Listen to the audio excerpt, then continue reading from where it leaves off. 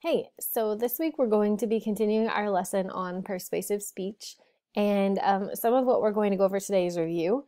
And I'm thinking most of you didn't write it down because I watched, and so I wanted to kind of put it in one place so that you have access to that in preparation for the assignments that will be required of you this week. So let's get started with kind of an overview of the key elements that we have been discussing and kind of what comes next. So with regard to persuasive speech, we first talked about propositions. When you are trying to persuade someone, there are kind of three different techniques or genres, if you will, of persuasive speaking.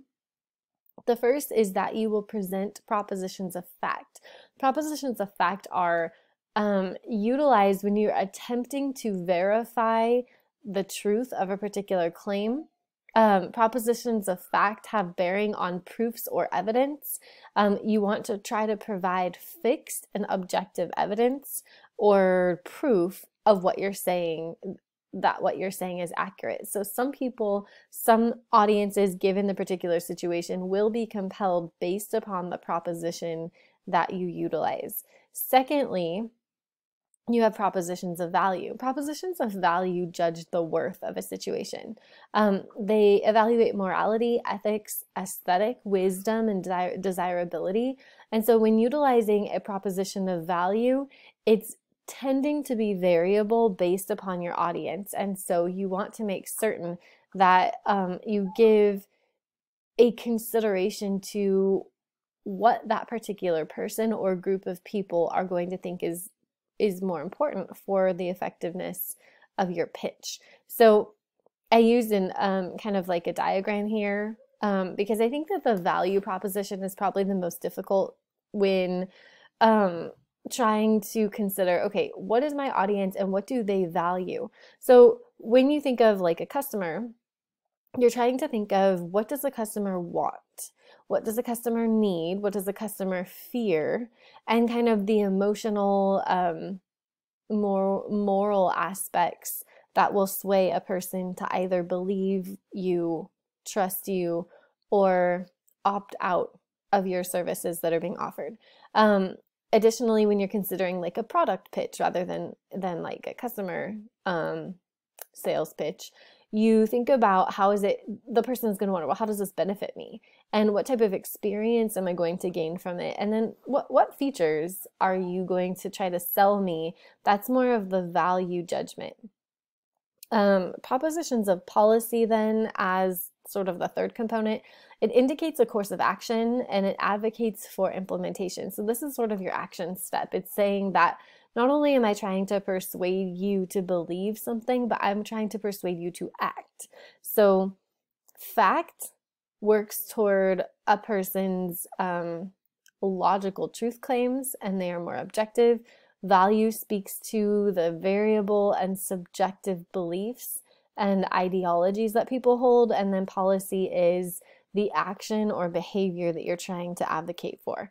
So we've already discussed those in detail, so we're going to move on to what it looks like to pitch a message for a variety of audiences. You will have receptive audiences, neutral audiences, and hostile audiences. So with a receptive audience, clearly we know that this is an audience that already is going to be in agreement with you in some way or another. What I've done here is I've outlined the strategies that you use to pitch for those particular or given audiences. So for instance, a receptive audience, you want to foster identification with things that you already have in common. So this would be like a proposition of value. You start with the values that you both hold. You'll offer a statement of purpose and then move pretty quickly to your proposition of policy. We already agree upon this. We know that this is a necessity. This is what we want and need to implement. So let's get down to how can you take immediate action and what are the practical next steps today that you can take to support what it is that I'm advocating for. So that's the first instance that I think is key to look at. Secondly, you will have neutral audiences. Neutral audiences are probably your most common audiences, people that are neither predisposed for you or against you. It's sort of like, hey, just tell me what you're here for. I'm mildly curious, but if I'm bored, I'm not really going to engage. So with these neutral audiences, first you want to gain their attention and build interest in you as a subject, and then also your idea. Stories are always a strong place to start. Those kind of go hand in hand with that proposition of value by relating the topic directly to that audience or a population that they care about. So this might be like their children, or it might be their pets, or whatever it is. So you start with that proposition of value, you establish a significant relationship, then you move to the proposition of fact by offering resources for more information. Remember, with the neutral and hostile audiences, you're not going to try to persuade them to act in any particular way. So keep that in mind with the neutral audience. And then finally, we move to hostile. And I hope you guys can see this. I'm not really sure. Maybe the video is covering it up, but it doesn't show that on my screen. So I apologize if this whole thing is blocked. But essentially, a hostile audience, we know, is one who is already opposed to what you have to say, and you know that that is the case. So with the hostile audience, you begin immediately with a proposition of fact. You open with a statement of purpose, not, hey, we share this value system, or hey, like, I want you to do this, but instead, what am I here for? And then finally, what do we have in common? Relay those points of agreement, acknowledge their reservations, and then build ethos for yourself. And we're going to move into that in a second. So what is ethos? Ethos is the audience's perception of you as the speaker. Again, the ethos in this context is not like, hey, I'm going to provide credible information, but it's you yourself need to be credible. They need to say like, hey, I trust you as a speaker and I'm willing to listen and take your advice. So it is used to establish credibility with the audience.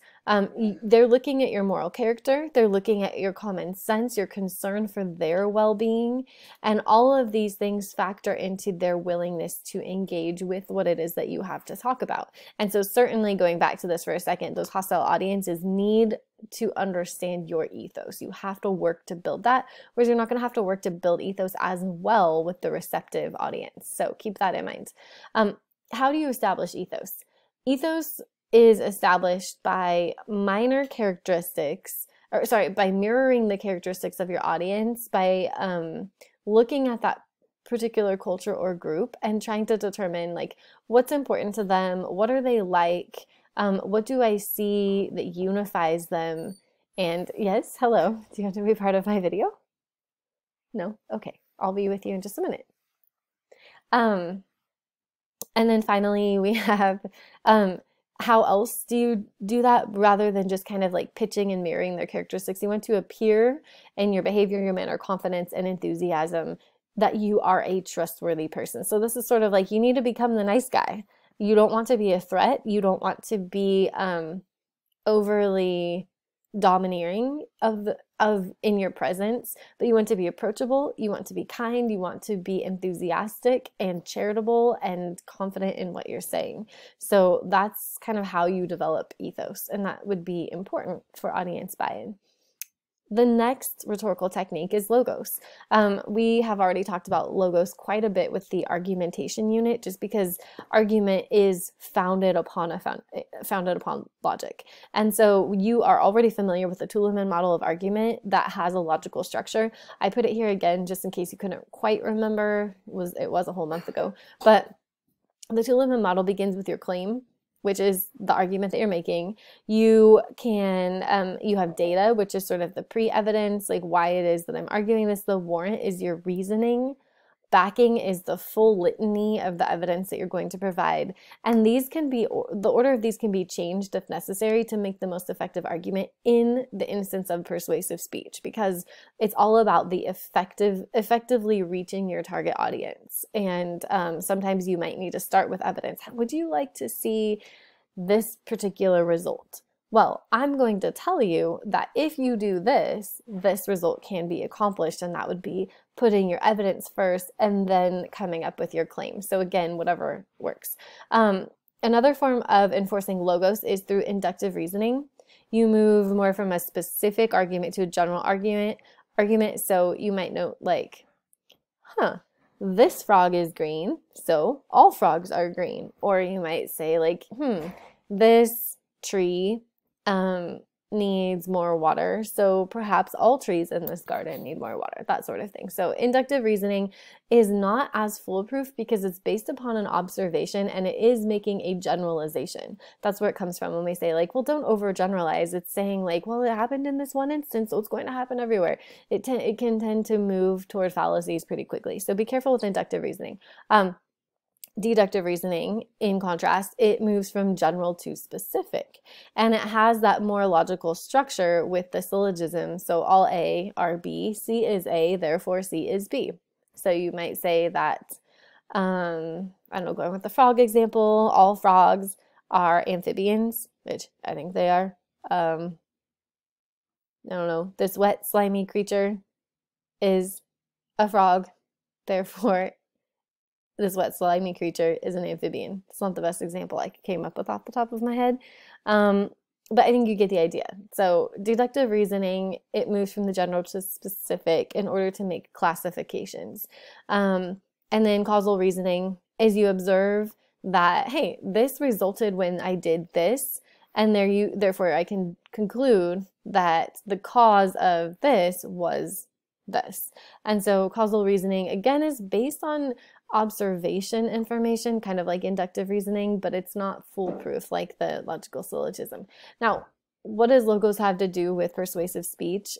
If you have audiences that need to be convinced, and they're more looking for facts, you want to rely upon logos rather than more the approach of pathos, which is emotion, or ethos, which they're not really going to care if you're a nice guy. They just want to know, like, do you have your facts straight? Please give this to me in a credible manner.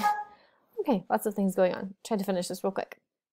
Pathos is your emotion, your sympathy, and your prejudices. I included this slide because we all think of pathos as an emotion, but it's also a sympathy and a prejudice. It provides kind of a way for you to empathize with your audience and help them to understand that, you know, I identify with you. And that's what pathos. I hear you. I understand you. And based on that point of agreement, we can move forward with our argument. So you want to provide a story or an illustration to really get to, I hear you, I know you, I see you as an individual. Then you want to rely upon pacing, emotive language, tones, inflection, volume, and gesture to make the most effective use of your time in front of that audience. So those are the components that I wanted to talk about in this clip to get you familiar with some strategies that you will probably need in order to do the assignments that I have for you this week. So review this and then check your assignments, and if you still have questions, you can let me know. All right, thanks.